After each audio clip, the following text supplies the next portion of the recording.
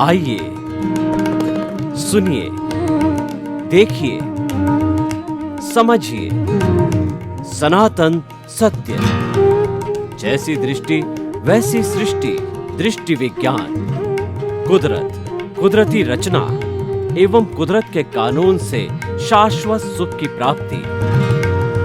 जोधपुर के परम पूज्य महात्मा उपासक प्रोफेसर डॉक्टर सोहन राज तातेड़ के निर्देशन में सनातन सत्य। जैसी दृष्टि वैसी सृष्टि, दृष्टि विज्ञान।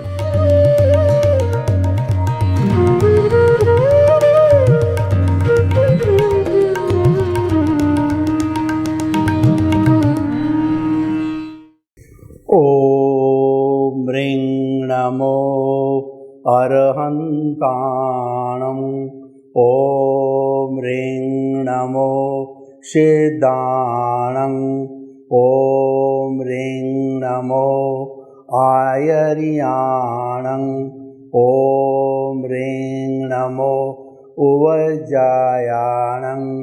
ओम ह्रीं नमो लोये सव्व साहुणं। ऐसो पंच नमोकारो सव्व पावपणासनो। मंगलाणं च सव्वेसिं पडमं हवै मंगलं। पडमं हवै मंगलं। ओम नमो भगवते वासुदेवाय। ओम नमः शिवाय। भाइयों और बहनों, मातृशक्ति को नमन। आज का हमारा बहुत सुंदर विषय आध्यात्मिक वैज्ञानिक व्यक्तित्व। आध्यात्मिक व्यक्ति वह होता है जो बाहर के साथ साथ में भीतर झांकता है। भीतर की ओर जाने को अध्यात्म कहते हैं। हमारे सामने दो तरह के जगत होते हैं। एक तो बाहर का जगत जिसके हम मन वचन काया की सभी प्रवृत्तियां करते हैं, समाज में जीते हैं, परिवार के साथ जीते हैं, अपने कर्मों का भुगतान करते हैं, हिसाब करते हैं, हमको पूर्व जन्म के कृत कर्मों का परिणाम मिलता है। वो सारा हमारा व्यवहार जगत है, बाहर का जगत है, वो रिलेटिव जगत है। और एक जगत होता है जो भीतर का जगत होता है, वह बिल्कुल प्योर आपका प्राइवेट जगत होता है। उसके अंदर परिंदा भी पर नहीं मार सकता। आपकी कितनी ही प्रिय जो है पत्नी भी क्यों न हो, लेकिन वह पत्नी भीतर के जगत में एंट्री नहीं ले सकती है। भीतर के जगत के अंदर आप और आपके परमात्मा होते हैं, आपके प्रभु होते हैं, आपके भगवान होते हैं, आपके ईश्वर होते हैं और आपके सर्वस्व होते हैं। और 14 लोक के नाथ उस भीतर के जगत के अंदर विराजमान होते हैं। 33 करोड़ देवी देवता उस शुद्ध परमात्मा स्वरूप की जो आत्मा है उनकी उपासना करते हैं। वो सर्वशक्तिमान प्रभु परमात्मा ईश्वर आपके भीतर विराजमान होता है। वो आध्यात्मिक जगत है।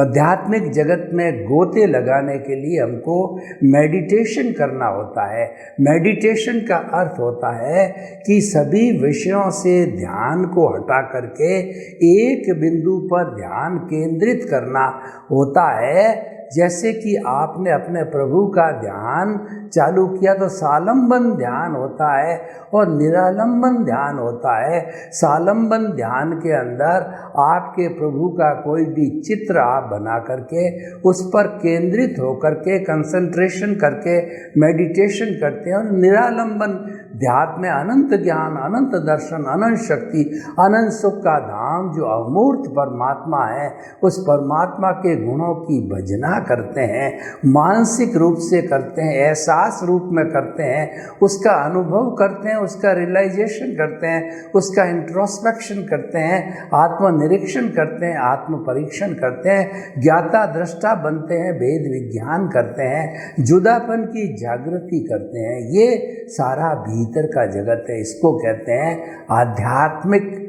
और इसका पालन करने वाला आध्यात्मिक व्यक्ति होता है। उस व्यक्ति का जो व्यक्तित्व होता है वो आध्यात्मिक व्यक्तित्व कहलाता है। दूसरा होता है वैज्ञानिक व्यक्तित्व। चाहे आध्यात्मिक हो चाहे वैज्ञानिक हो, दोनों का लक्ष्य एक ही है, सत्य को प्राप्त करना। सत्य ही भगवान है और truth is God, God is truth है। ये लक्ष्य जो है दोनों का होता है, चाहे भौतिक विज्ञानी हो चाहे अध्यात्म विज्ञानी हो। भौतिक विज्ञानी होता है वो भौतिक पदार्थों पर कार्य करता है और बाहर की लेबोरेटरी में कार्य करता है। आध्यात्म विज्ञानी होता है अपने शरीर को लेबोरेटरी बना करके और आत्म स्वरूप की जागृति करता है और उस जागृति से वह आत्मा के गुणों को प्राप्त करता है, सेल्फ रियलाइजेशन करता है, आत्मा को प्राप्त करता है। और जब स्पष्ट वेदन हो जाता है, स्पष्ट वेदन का अर्थ होता है केवल दर्शन, केवल ज्ञान। यह पुरुषार्थ की उच्चतम स्थिति है। और जब आत्मा का स्पष्ट वेदन हो जाता है, यानी आत्मा को आपने प्राप्त कर लिया होता है, वह इसका मूल लक्ष्य होता है। तो दोनों का अध्यात्म और विज्ञान वाले दोनों का लक्ष्य एक ही है। तो आज हम ऐसे व्यक्तित्व की बात करते हैं, एक ही व्यक्ति के अंदर दोनों गुण होना, आध्यात्मिकता होना और वैज्ञानिकता का होना। वैज्ञानिकता हमारे बाह्य जगत में काम आती है, आध्यात्मिकता हमारे भीतरी जगत में काम आती है। और दोनों का तालमेल, सामंजस्य, दोनों का आपस के अंदर जो तालमेल होना बहुत ज़रूरी है। और जो व्यक्ति आध्यात्मिक वैज्ञानिक बन जाता है वो होलिस्टिक व्यक्तित्व, होलिस्टिक पर्सनैलिटी वाला कहलाता है। और वह व्यक्ति कहीं पर भी कंफ्यूज्ड नहीं होता है और उसकी आध्यात्मिकता की एप्लीकेशन अगर वह भौतिकता में करता है या भौतिकता की एप्लीकेशन आध्यात्मिकता में करता है तो वो सामंजस्य बन जाता है। और वास्तव में हम देखें तो व्यवहार शुद्धि ही निश्चय शुद्धि है। हम निश्चय को पाना चाहते हैं, उस निश्चय को पाने के लिए हमारे व्यवहार को शुद्ध करना होता है। व्यवहार का अर्थ होता है कि हमारी आत्मा के साथ में जितनी कॉजल बॉडी जुड़ी हुई है वही हमारा भुगतान है, परिणाम है, हिसाब है और वह कर्मों का चिट्ठा है। वह कार्मण शरीर है, लिंग शरीर है, माया है, उसको धीरे धीरे समाप्त करना। और वही अज्ञानता है। अगर मैं एक शब्द में बात करूं तो इस शरीर और आत्मा को जोड़ने वाला जो तत्व है वो है हमारा अज्ञान। जब ये अज्ञान मिट जाता है तो जड़ और चेतन यानी हमारा शरीर और ये चेतन तत्व आत्मा है, दोनों अपने स्वरूप में चले जाते हैं। जो कार्मण शरीर चतुस्पर्शी होता है वह आत्मा से अलग होकर के और इस कॉस्मोस के अंदर जो चतुस्पर्शी है उसमें जाकर के मिल जाता है। तो भाइयों और बहनों, आध्यात्मिक वैज्ञानिक व्यक्तित्व का निर्माण का मतलब होता है एक संपूर्ण व्यक्तित्व का निर्माण करना होता है। ऐसा व्यक्तित्व वाला व्यक्ति जो है वो लोक कल्याण करेगा, जगत कल्याण करेगा और अपने जीवन में सुखी होगा, आनंद की प्राप्ति करेगा, प्रसन्नता प्राप्त करेगा और इस जीवन का भरपूर उपयोग करेगा। क्योंकि होता क्या है कि कई बार तो मनुष्य बहुत आध्यात्मिक हो जाते हैं, भौतिकता को नेग्लिजेंट कर देते हैं।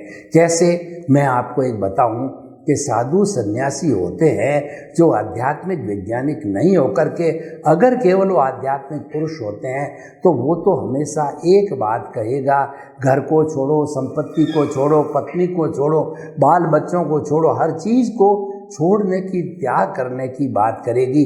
तो मैं आपसे प्रश्न करना चाहता हूँ कि सामान्य व्यक्ति क्या सब चीज़ को छोड़ सकता है? छोड़ तो जो महापुरुष होते हैं, जे कम्मे सूरा से धम्मे सूरा, यानी जो कर्मवीर होते हैं वही धर्मवीर होते हैं, वही संसार को त्याग कर सकते हैं और वही जो है 5 महाव्रत को, अहिंसा, सत्य, अचौर्य, ब्रह्मचर्य और अपरिग्रह को प्राप्त कर सकते हैं, सामान्य व्यक्ति जो है वह प्राप्त नहीं कर सकता है। तो इसीलिए हम ये कहना चाहते हैं कि दोनों का तालमेल होना जरूरी है।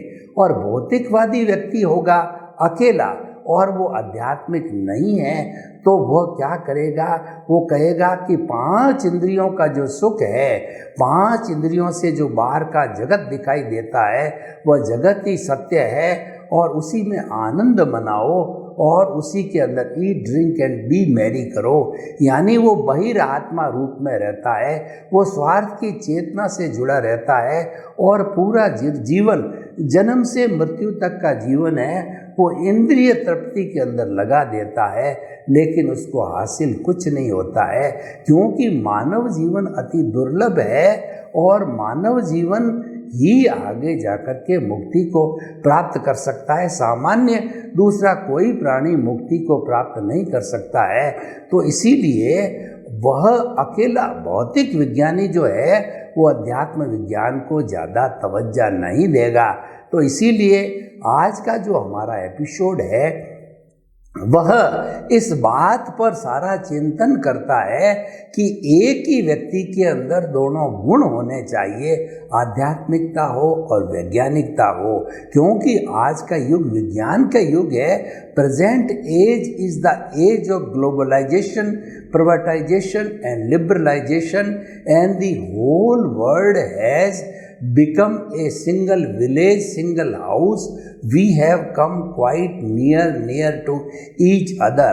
आज के समय के अंदर कोई भी घटना विश्व के किसी कोने में 210 कंट्रीज के अंदर कोई भी चाहे अच्छी बुरी घटना घटित हो जाए तो कुछ ही क्षणों के अंदर वह हमारे सैटेलाइट के माध्यम से, इंटरनेट के माध्यम से, टीवी के माध्यम से, मोबाइल के माध्यम से, अन्य साधनों के माध्यम से पूरे विश्व में शीघ्र ही प्रसारित हो जाती है। इसका मतलब पूरा विश्व जो है एक गांव की तरह हो गया है। तो ऐसे समय के अंदर जब हम करीब आ गए हैं, लेकिन करीब आने से क्या होगा अगर हम मानव को प्रेम नहीं करेंगे, हमारे भीतर भ्रातृत्व तो नहीं होगा, हमारे भीतर परस्पर की जो है सम्मान की भावना नहीं रहेगी, तो नज़दीक आने से क्या फ़ायदा होगा। नज़दीकी तो तभी अच्छी है, चाहे दूर हो चाहे नज़दीक हो, प्रेम की भावना होनी चाहिए, भ्रातृत्व की भावना होनी चाहिए, तभी जाकर के जो हमारा भला हो सकता है और मानव जाति जो है वो सुख चैन की नींद ले सकती है और सभी शांतिपूर्ण सहवास इस दुनिया में कर सकते हैं। तो हमारा जो विषय है आध्यात्मिक वैज्ञानिक व्यक्तित्व का निर्माण करने से जो है वह बहुत बड़ी लाभ है। सबसे बड़ा लाभ तो है कि ऐसा व्यक्ति जो है वो जिएगा बाहर, रहेगा भीतर, रहो भीतर जियो बाहर। इसका अर्थ यह कि आप हर समय केंद्र के अंदर अपनी आत्मा को रखो, अपनी आत्मा को केंद्र में रखेंगे, ये आध्यात्मिकता हो गई।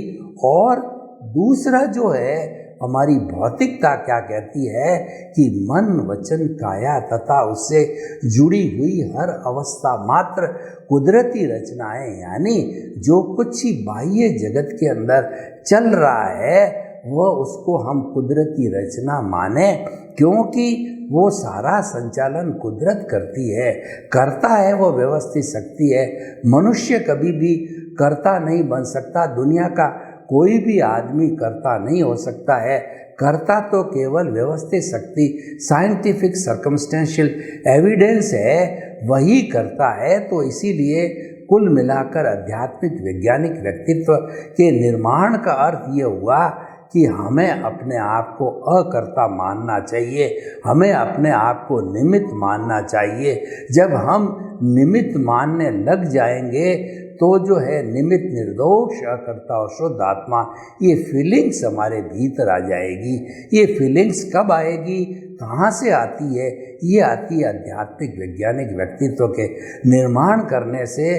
वह व्यक्तित्व ऐसा होता है जो कि समस्त प्राणियों को अपने जैसा समझता है, वो आत्मतुल्यवत व्यवहार करता है। यानी वो समझ जाता है कि जो अन्य प्राणियों के भीतर जो चेतना तत्व है, आत्म तत्व है, वह तत्व मेरे भीतर भी है। उन दोनों के बीच के अंदर कोई तरह का फर्क, कोई तरह का डिफरेंस नहीं है। जब आत्मतुल्यवत व्यक्ति हो जाता है तो वह हर जीवित प्राणी के अंदर जो है वो भगवान के दर्शन करने लग जाता है, शुद्ध आत्मा भगवान के दर्शन करने लग जाता है, आत्मवत हो जाता है, आत्मतुल्यवत हो जाता है। और ये कहाँ से आता है? ये आध्यात्मिक वैज्ञानिक व्यक्तित्व के निर्माण करने से आता है। इसीलिए आज हमारा जो ये टॉपिक है बहुत ही सुंदर टॉपिक है कि हम अध्यात्म के साथ साथ में विज्ञान, और विज्ञान के साथ साथ में, विज्ञान का अर्थ होता है भौतिक विज्ञान, भौतिक विज्ञान के साथ में अध्यात्म विज्ञान का अर्थ होता है सनातन सत्य। और हमारा जो सनातन सत्य है ये कुदरत की रचना, कुदरत के कानून पर निर्भर होता है। यानी जो 6 समवाय है, वो जो हमारे 6 तत्व चेतन, अचेतन और मोशन, रेस्ट, टाइम और स्पेस, ये 6 तत्व के समवाय को कुदरत कहलाते हैं। और जब इसकी अवस्थाएं जो है बदलती रहती, उन अवस्थाओं को कुदरती रचना कहा जाती है। वो कुदरती रचना एक कानून के तहत चलती है। वो कानून 2 तरह का होता है, एक प्राकृतिक होता है। प्राकृतिक कुदरत के कानून के तहत तो समय पे सूर्य उगता है, समय पे अस्त होता है, समय पे ऋतु आती है, समय पे रात होती है, और समय पर फूल खिलते हैं, समय पर पतझड़ आती है, और समय के साथ साथ में सब बदलता रहता है। तो ये सारा जो होता है एक नियमबद्ध तरीके से होता है, वह कुदरत का प्राकृतिक कानून कहलाता है। एक कुदरत का कानून व्यक्तिगत भी होता, लागू होता है कि हर जीवित प्राणी के ऊपर कुदरत का कानून लागू होता है। वो कानून ये है कि as you will sow so will you reap, जैसी करनी वैसी भरनी, जैसा करोगे वैसा भरोगे, और कर भला तो हो भला, कर बुरा तो हो बुरा। यानी इंसान दुनिया को, दूसरे इंसान को क्या देता है, दूसरे प्राणी को क्या देता है, वही पाता है। ये कुदरत का कानून कहलाता है। इसको कहते हैं हुआ सो न्याय। कुदरत हमेशा न्याय करती है, कभी भी अन्याय नहीं करती है। जो हमारे वर्तमान के जो बाह्य जगत के जितने भी जो है छोटे छोटे बड़े न्यायालय है, वो न्यायालय तो क्या है कि वह व्यक्ति की एविडेंसेस के ऊपर, वकीलों के डिस्कशन के ऊपर और जो है गवाहों के ऊपर निर्णय देते हैं। तो हो सकता है इसमें कहीं चूक हो जाए, लेकिन कुदरत के कानून के अंदर कोई चूक नहीं होती है, क्योंकि कुदरत तो परफेक्ट होती है। और वह कुदरत द्रव्य, क्षेत्र, काल, भाव के आधार पर सारा अपना नियंत्रण करती है। तो हम आपको ये कहना चाहते हैं कि ये सारा कुदरत, कुदरत की रचना, कुदरत का कानून है, ये सनातन सत्य कहलाता है। तो सनातन सत्य को प्राप्त करना हमारे आध्यात्मिक वैज्ञानिक व्यक्तित्व के निर्माण से ही संभव होता है। और सनातन सत्य हम आपको क्यों देना चाहते हैं कि आपके जो शाश्वत सुख की नींव लग जावे। शाश्वत सुख वह होता है कि जिसके बाद में कोई दुख आता ही नहीं है। वर्तमान हमारे जीवन में कभी हम सुखी होते हैं, कभी हम दुखी होते हैं। उदाहरण के तौर पर देखिए कि कभी हमको बहुत अच्छी इनकम हो जाती है तो हम खुश हो जाते हैं, और कभी घाटा लग जाता है तो हम दुख हो जाते हैं। कभी बीमारी आ जाती है तो हम दुखी हो जाते हैं, और कभी स्वास्थ्य बहुत अच्छा रहता है तो हम सुखी रहते हैं। तो हम ये कहना चाहते हैं कि ये जो पलड़ा जो झूलता है सुख और दुख का, उसको रोक करके शाश्वत सुख की प्राप्ति करना होता है। और ये शाश्वत सुख की प्राप्ति करने के लिए हम आपको सनातन सत्य देते हैं। और सनातन सत्य जब प्राप्त हो जाता है तो व्यक्ति के जो है शाश्वत सुख की नींव लग जाती है। आने वाले समय में उसका सम्यक ज्ञान, सम्यक दर्शन जो है वो मैच्योर होता रहता है। और जब ये हाईएस्ट मैच्योरिटी पर आता है 360 डिग्री पर, तो उस वक्त के अंदर सारे घाती कर्म समाप्त हो जाते हैं और केवल दर्शन की प्राप्त हो जाती है। वो अंतिम पुरुषार्थ होता है। जब केवल दर्शन की प्राप्ति करनी होती है तो फिर जीव को कुछ भी करना शेष नहीं रहता है, और उसका जो अगला जन्म होता है वो परिणाम स्वरूप होता है। यानी उसके अंदर केवल ज्ञान के रूप में केवल परिणाम मिलता है, रिजल्ट मिलता है, भुगतान मिलता है, और पुरुषार्थ कुछ नहीं होता है। पुरुषार्थ कुछ नहीं होता, इसका मतलब उस जन्म में प्रतिष्ठित आत्मा नहीं होती है, क्योंकि जहाँ तक चाहे रियल पुरुषार्थ हो, चाहे रिलेटिव पुरुषार्थ हो, सब जो चाहे अज्ञा हो चाहे प्रज्ञा हो, सारा पुरुषार्थ मात्र है वह प्रतिष्ठित आत्मा के द्वारा होता है। और हमारा जितना भुगतान है, हिसाब है, परिणाम है, ये सारा जो है वह हमारा मैकेनिकल आत्मा स्वरूप में होता है। वो ऑटो मोड से चलता है, जिसको हम उदय और प्रारब्ध कहते हैं। उसमें हमारी स्वतंत्रता नहीं है, उसमें हम स्वतंत्र है कि जो कुछ भी पिछले जन्म में जैसे जैसे भाव कॉजेज डाले थे, इसी जन्म में वो कॉजेज जो है आज हमारे द्रव्य कर्म बन करके और हमारा भुगतान होता है। तो हम आपको ये कहना चाहते हैं कि अगर आप जीवन में तरक्की करना चाहते हो तो आध्यात्मिक वैज्ञानिक व्यक्तित्व का निर्माण करो। यानी भौतिकता को भी समझना जरूरी है और आध्यात्मिकता को भी समझना ज़रूरी है, क्योंकि भौतिकता है वो हमारे व्यवहार जगत के लिए आवश्यकता होती है, और आध्यात्मिकता होती है वह हमारा आर्ट ऑफ द विजन है, वो हमारा दृष्टि विज्ञान है। यानी आपके चिंतन में, आपकी सोच में, आपके मनन में, आपके समझ के अंदर और आपकी दृष्टि के अंदर सम्यक ज्ञान, सम्यक दर्शन का बीजारोपण करो और उसको जो है आगे से आगे डेवलपमेंट करते रहो, उसको खाद, पानी, जलवायु देते रहो, आध्यात्मिक देते रहो, तो देते देते वह सम्यक ज्ञान, सम्यक दर्शन जो है मैच्योरिटी तक जाएगा, 360 डिग्री तक जाएगा, तो आपका काम बन जाएगा। इसलिए भाई और बहनों, जीवन में कुछ पाना चाहते हो तो आध्यात्मिक वैज्ञानिक व्यक्तित्व का निर्माण करो, इसकी ट्रेनिंग ली जानी चाहिए। और हमारे जितने जितने महापुरुष धर्म गुरु हैं उन सबको भी देखना चाहिए कि हमें अपने प्रवचनों के द्वारा, संतुलित प्रवचनों के द्वारा हमें एक ऐसे अच्छे इंसान का निर्माण करना है जो कि रहता भीतर है और जीता बाहर है।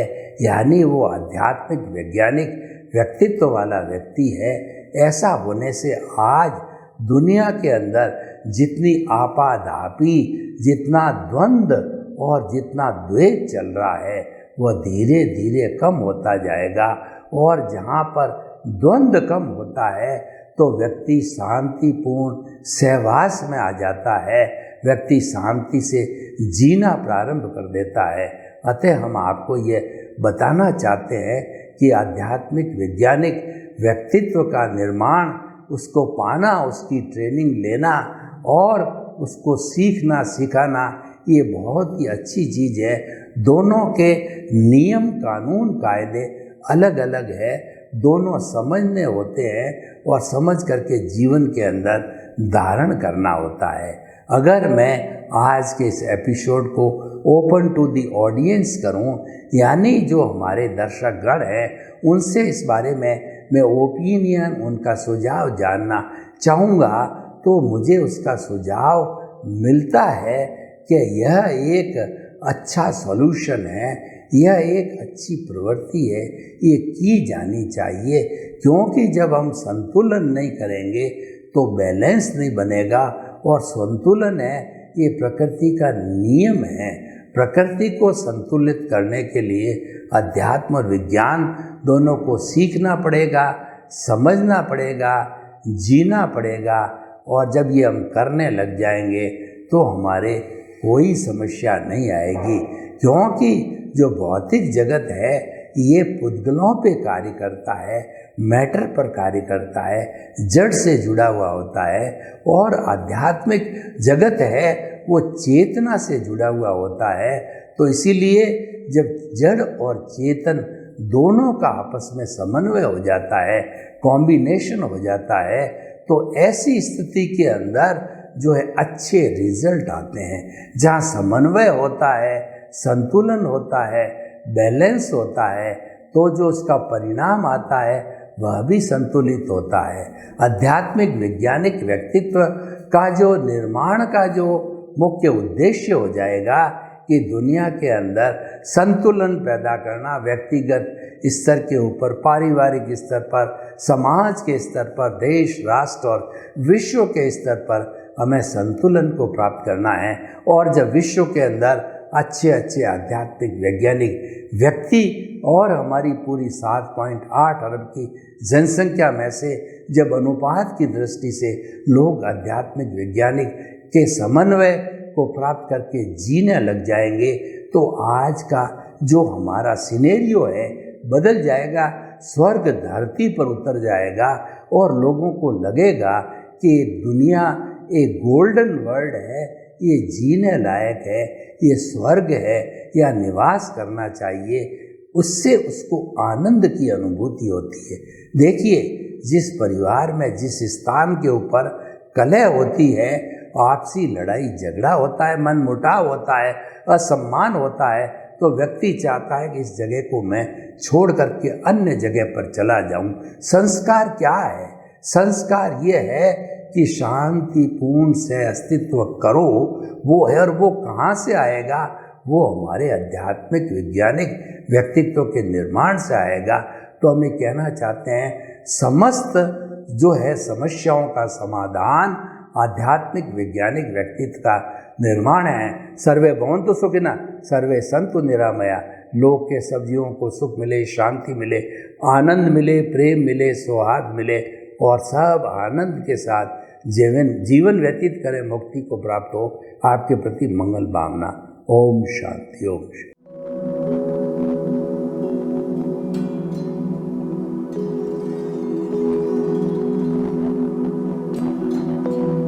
एक ऐसा अंतर्राष्ट्रीय ख्याति प्राप्त मानव जो गुरु प्रेरणा से पिछले 20 वर्षों से वानप्रस्थ जीवन जीते हुए 24 घंटे मानवता की सेवा में संलग्न है।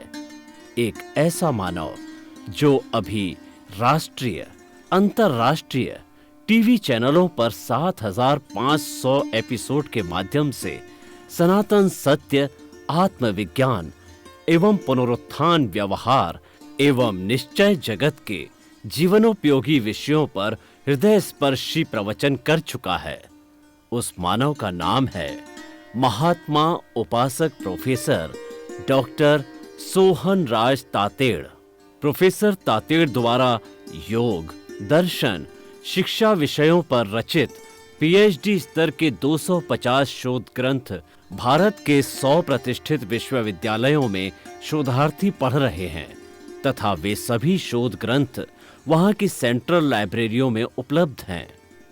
महात्मा सोहन राज ने अभी तक हजारों स्कूलों, कॉलेजों, विश्वविद्यालयों एवं संस्थाओं में सेमिनार, वर्कशॉप, कैंप लगाकर लाखों विद्यार्थियों को योग, दर्शन, शिक्षा का प्रशिक्षण देकर उन्हें सुसंस्कारित किया।